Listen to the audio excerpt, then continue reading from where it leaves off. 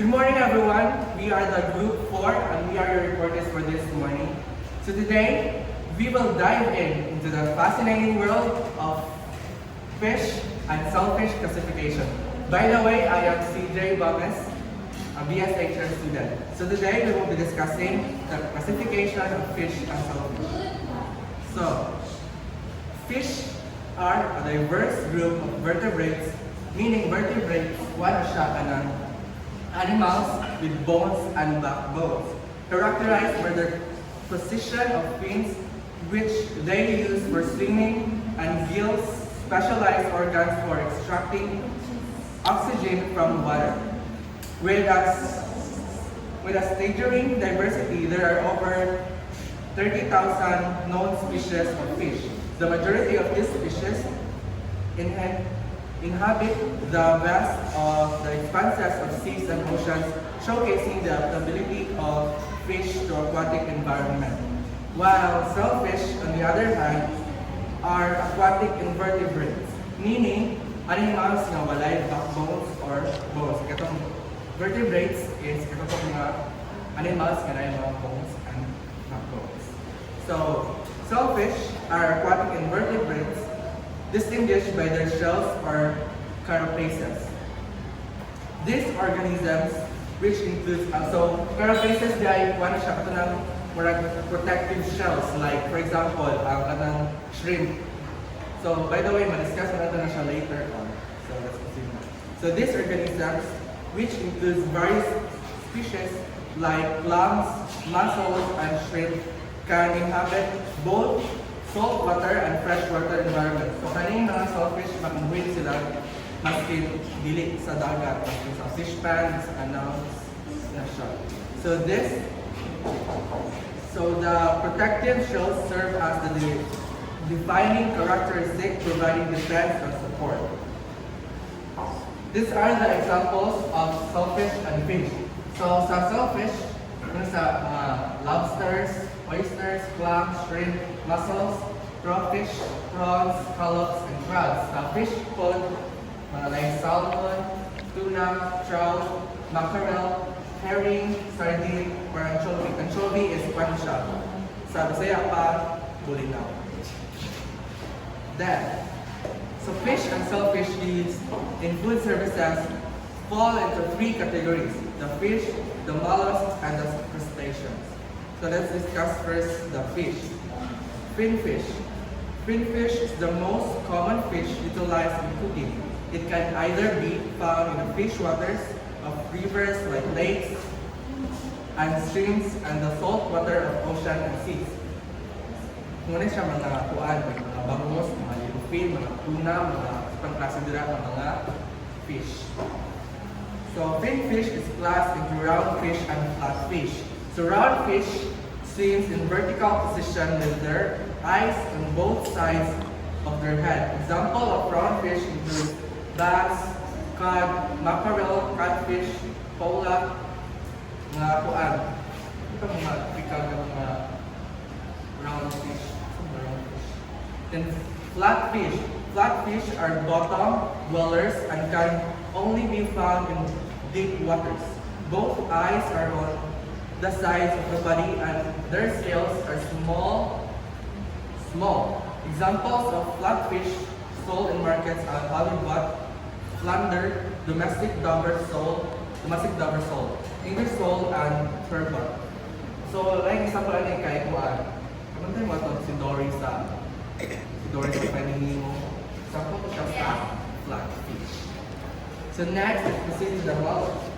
Mollusks are shellfish characterized by soft, unsegmented body with no internal skeleton. Most of them have hard shells. The three types of mollusks are univalve, or the example sa univalve kay abalone, the conch, then bivalve, the clams, the scallops, the mussels, oysters, and the cephalopods, the squid, and octopus. Muna sila itong mga kahit sa shellfish nga, mukha bitaw shells. Mura, maski nilang shell kayo, wala na naman. Then, next is the crustaceans. Crustaceans are kinds of shellfish that have harder skeletal shells that than that of mollusks. Crustacean includes lobsters, crabs, and shrimps. O kaning crustaceans, katulad sila ng mga gahi o mga shells. Dili para sa mollusk ng mga mga tumutulog kaya siya mga gahi na siya ng mga crabs, mga example sa mga gahi o mga shells. So I guess that's all. Good morning everyone, I am Rosalie Hindi. Today we will be learning about selection of finfish. The factors to be considered when selecting finfish is different from that of the shellfish. Finfish can be purchased fresh or frozen, canned, cured, fabricated, or a fish roll. Fresh and frozen fish. Fish can be purchased fresh or frozen as whole, drawn, dressed, steaks, fillet, and fish sticks. Whole fish.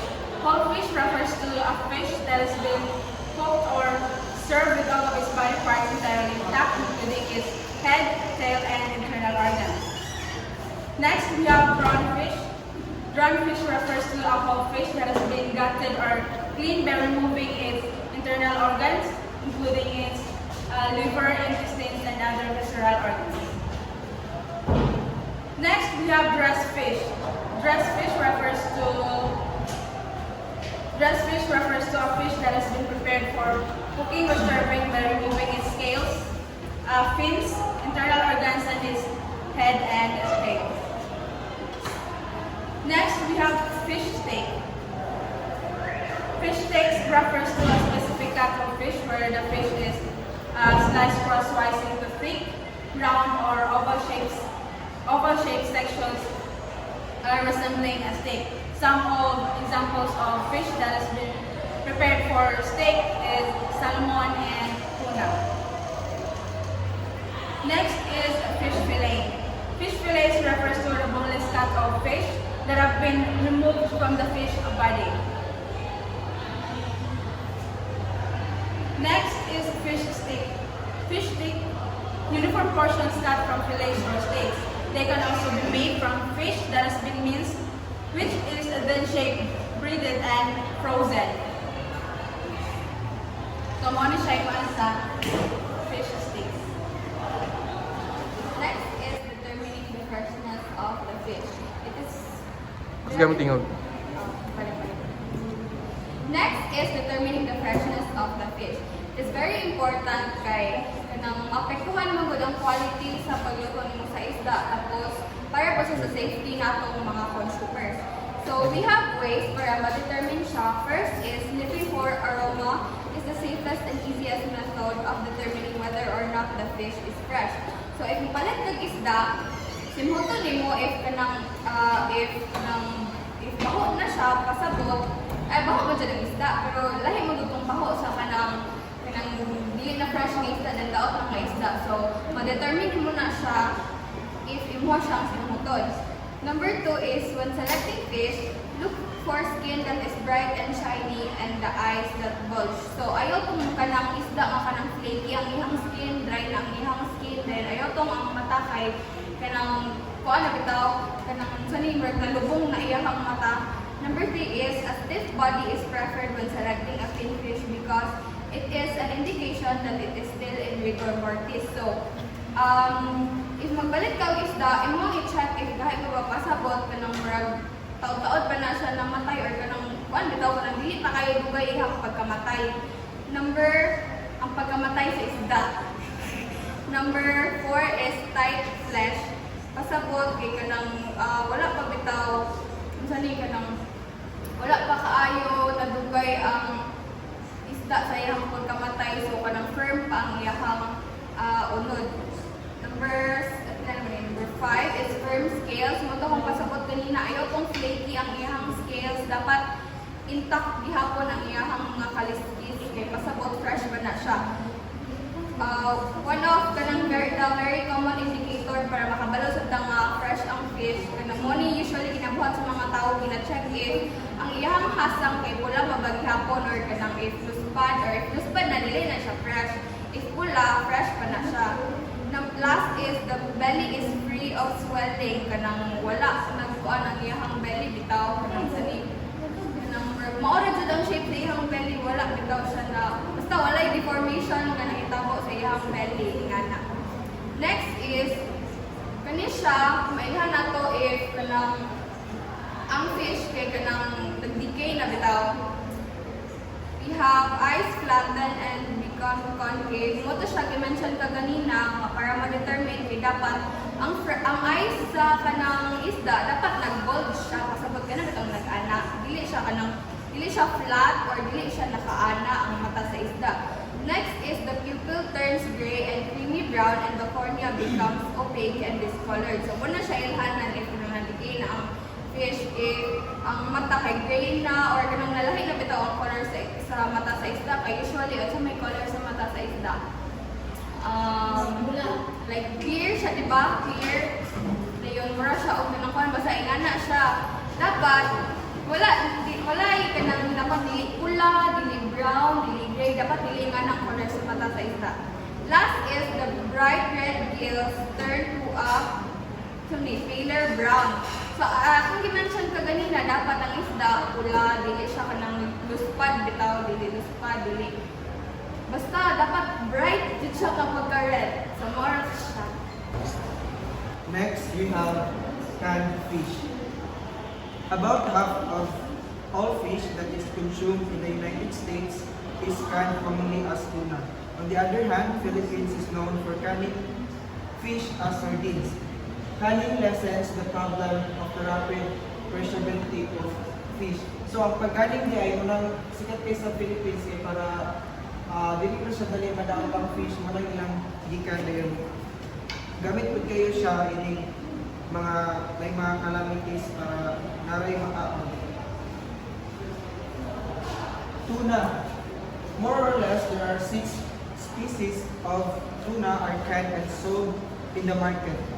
Canned tuna comes in 3 different styles: fancy or solid pack, a fillet or whole piece, chunk or large pieces, and flake or fine pieces or grated.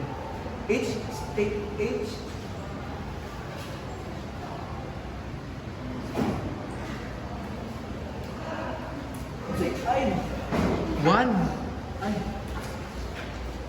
one tablespoon of oil added into a can of tuna equivalent to 100 kilogram per calorie and 15 grams of fat. Next, we have salmon. Salmon are canned fish often packed with bones, which increases the calcium content. Chinook or king salmon is the most expensive of the canned salmon. Sardines. Sardines are always packed with their bones unless noted in the label. They are packed with tomato sauces or in oil. So ang sardines kay mo siyang sikat sa Philippines kay affordable. And that's all. So next is cured fish. Curing is one of the oldest ways of preserving fish. Its distinctive taste is achieved by prolonged keeping of the cured fish.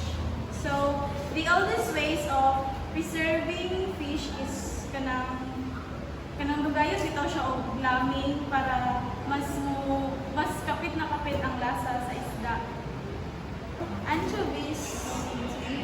Anchovies is classified as oily fish and processed by gutting and salting them in salt and brine, allowing them to mature and then pack it in oil and salt. So, caviar, a salt cured raw is considered as a delicacy and is eaten as a garnish or a spread. So, ang isa pa raw daw isda is kanang ikaon siya sa pinaagi sa asin, then gihimo siya nga murag isa sa delicacy and So fabricated fish is use of the least popular species. The fish are mechanically deboned, improving 60 to 90% of the edible meat, and and the flesh in the ground, seasoned and shaped, and breaded. So these products are usually frozen and sold to consumers. So mostly if mo balik ka po sa like sa mga tindahan is usually is frozen din siya. Like if magdibong ka sa fish para di siya malata.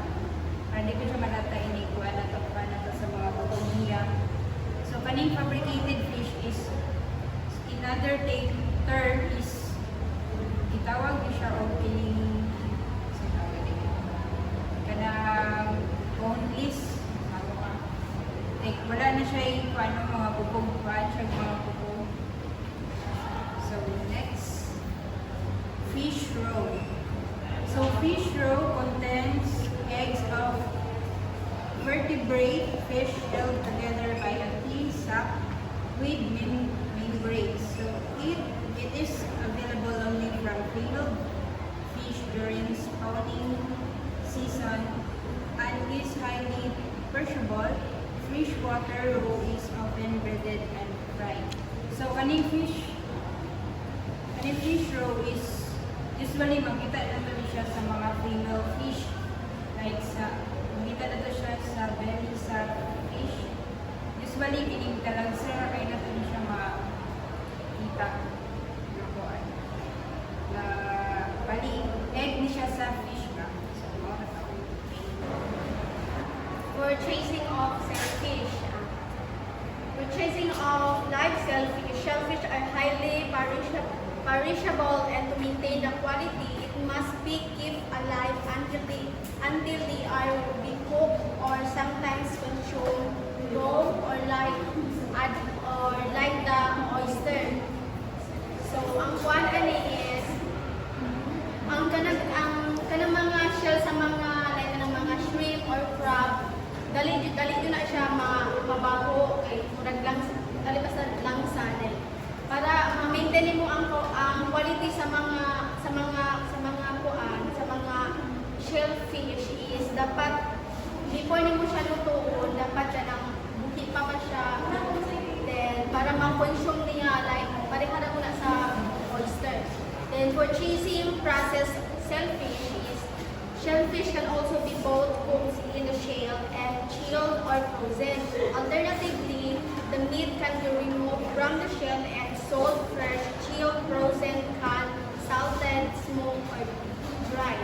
So sa pagpili nato sa shellfish is sa pagpalit nato dapat kanang nakabutang siya sa ice, naka-frozen ba siya. Then para to ma-remove niya ang iyang mga lapok-lapok or sa iyang langsa.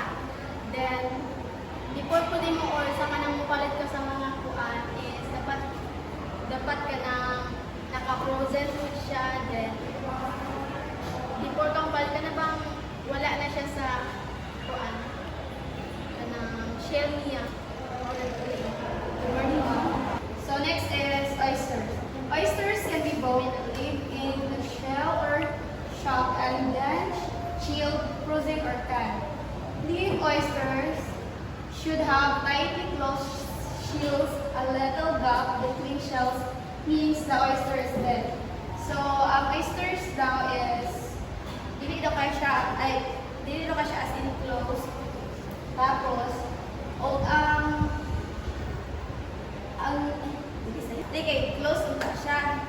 close kay siya. If nanagani siya little gap nga kanang abre, means patay na siya. Little gap between shells means. Next is clams. Clams can be both in the similar form as oysters. The shell must still be closed and there should be no decaying odor. So, wala siya baho.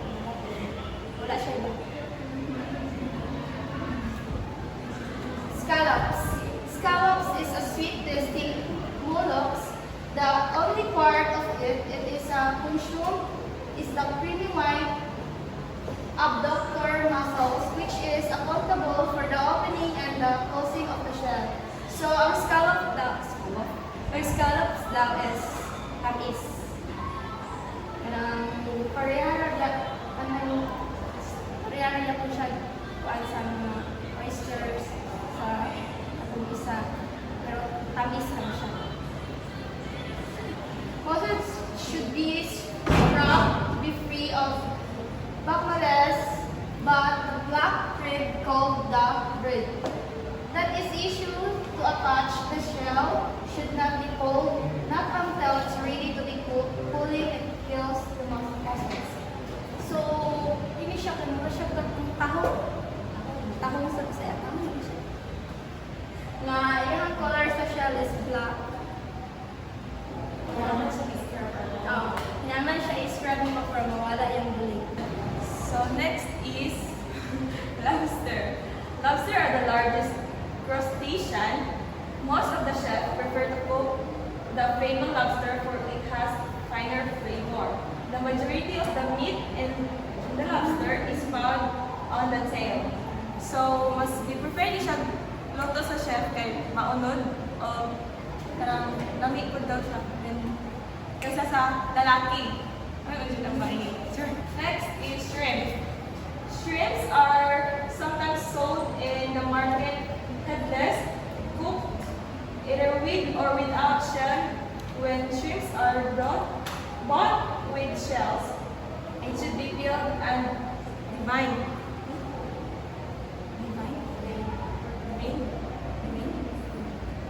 So, ang shell pwede siya lutoon nga na shell or wala, pero mas may siya lutoon if nawala na ang shell aron dili na hasa inagawa magkaluto. Ang kita sa hindi siya sa market. So next is crab. Crab meats are mostly found on the claws and on the legs, the top Agoy. the top four commercially. Balik daw sa crab. Uh-huh. Balik daw sa crab. So next is crabs. Crab meats are mostly found on the claws and on the legs. The top four commercially harvested crabs are discussed earlier. So, mas mauna natin yung paa kung katong yung mga yung kulamoy. Namin natin dito sa balay. Sure. So next is fried crayfish. It's a small crustacean average 4 ounces in weight. Its appearance is so similar that of a lobster but smaller. So pare-pareho rin siya sa lobster pero gamay siya. So next is the preparation of fish and some shellfish. Cook fish while it is fresh. So, totoo doon is coming fresh pa siya, nasa iba pa siya. So fish should be cleaned, was placed in a polyethylene plastic bag before putting in the fridge for storage. So ang fish, dapat na siyang hinlo, kaya ibutangin mo siya sa polyethylene plastic bag bago nyo siya ibutang sa fridge. Once cold, should not be frozen again. So once lasaw, dapat dili na siya i-frozen bali. Cook shellfish while it is fresh. For some, it is best to eat it alive before preparing it for cooking. So, sa pagluto sa shellfish, dapat siya fresh. Dapat fresh. Pag maayo po, buhi pa siya bago ka mag-prepare para cook. Scrub clean outer shell or remove shell. For contrast and mollusk, it must be soaked in water with a little salt and mint. So scrub mo ang yung outer shell na yun. Pwede po nyo siya i-remove para sa class and mollusk na yun. Dapat ihulog niyo siya sa water with a little salt. In the preparation of seafood, add muscat